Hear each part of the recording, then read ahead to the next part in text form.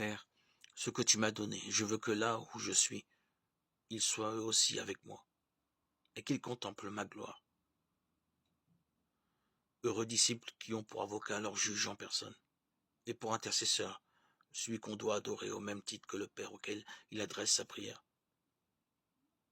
Le Père ne refusera pas de satisfaire le désir exprimé par ses lèvres. Psaume 23. Car il a avec lui une seule volonté et une seule puissance, étant un seul Dieu. Toute prière du Christ doit nécessairement s'accomplir, car sa parole est puissance et sa volonté efficacité. Toutes choses en effet existent parce qu'il a parlé. Elles ont été faites, il a commandé, elles furent créées. Psaume 32, 9. Je veux, dit-il, que là où je suis, ils soient eux aussi avec moi.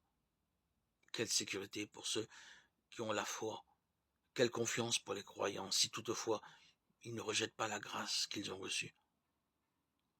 En effet, ce n'est pas seulement aux apôtres et à ceux qui furent disciples avec eux qu'une telle sécurité est offerte, mais à tous ceux qui, grâce à leur parole, croiront au Verbe de Dieu. Je ne prie pas seulement pour ceux qui sont là, dit-il, mais encore pour ceux qui, grâce à leur parole, croiront en moi.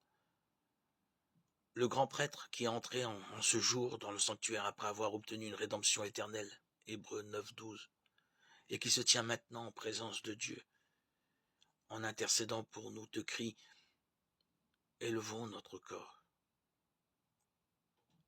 Réponds-lui avec foi, nous le tournons vers le Seigneur. Alléluia.